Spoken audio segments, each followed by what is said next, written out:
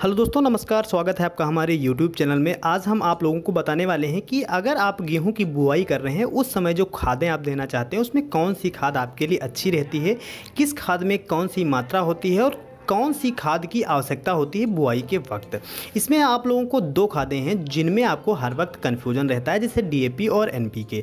तो कौन आपके लिए बेस्ट रहती है, DAP या NPK, जो बुआई के समय अगर आप खाद देना चाहते हैं। तो वीडियो पूरी डिटेल से है। वीडियो पसंद आए लाइक भी कर दीजिए, शेयर भी कर दीजिए। चैनल पर नए हैं तो सब्सक्राइब कर बेल आइकन को भी ऑल पर सिलेक्ट कर दीजिए ताकि खेती और बागवानी से जुड़ी सारी जानकारी आपको समय समय पर मिलती रहे।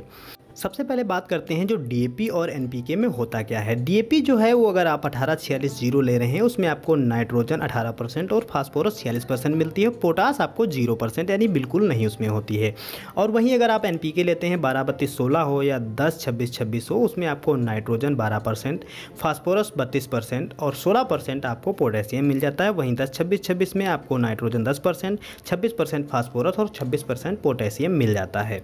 तो पौधे को क्या आवश्यक होता है, जब उसके शुरुआती डेवलपमेंट होता है उस समय आपको NPK की काफ़ी ज़्यादा आवश्यकता पड़ती है। यानी बुआई के समय अगर आप NPK देते हैं तो आपके पौधे का अंकुरण अच्छे से होता है और आपका पौधा ग्रोथ अच्छे से करता है, जिससे आपकी टिलरिंग बढ़िया हो जाती है, जो कि उत्पादन बढ़ाने में काफ़ी ज़्यादा सहायक। नाइट्रोजन फास्फोरस हमें DAP में भी मिल जाता है और NPK में भी मिल जाता है, लेकिन जो पोटेशियम है वो हमें NPK में ही मिलता है और DAP में नहीं मिलता है। इसका जो असर है वो धीरे धीरे देखने को मिलता है। वहीं जो अन्य जो खादें होती हैं जैसे यूरिया है, फास्फोरस, इसका प्रयोग करते हैं तो वो हमारी फसल में दिखाई देने लगता है, हरियाली दिखाई देने लगती है और ग्रोथ दिखाई देने लगती है, जिससे हमें लगता है कि ये वाली हमारी जो उर्वरक है असर कर रही है और जो हम पोटेशियम डाल रहे हैं उसका कोई असर नहीं हो रहा। लेकिन इसका असर जो है हमारी पूरी फसल में रहता है, जब तक कि दाना भरते हैं और जब तक कि हमारी फसल की परिपक्व अवस्था आती है तब तक इसका असर हमारी फसल में रहता है, जिससे उत्पादन हमारा बढ़ता है।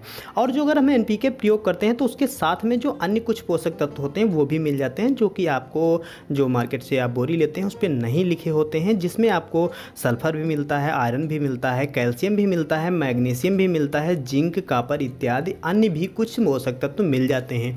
तो इस तरह से अगर आप NPK का प्रयोग करते हैं तो आपका जो पौधा है वो अच्छे से ग्रोथ करेगा, जितने भी उसको माइक्रोन्यूट्रिएंट्स की आवश्यकता होती है वो पाता रहेगा, जिससे ग्रोथ अच्छी होगी और आपका पौधा डेवलप करेगा, जड़ों का विकास अच्छे से होगा, जिससे आप उत्पादन अच्छा ले पाएंगे। वहीं अगर आप DAP का प्रयोग करना ही चाहते हैं तो साथ में आप पोटेशियम 5 से 6 किलो प्रति एकड़ के हिसाब से जरूर दें, जिससे आप अच्छा उत्पादन ले पाएँ। लेकिन मेरा मानना यही है कि अगर आप NPK का बुआई के समय प्रयोग करते हैं तो ज़्यादा आपको लाभ मिलेगा।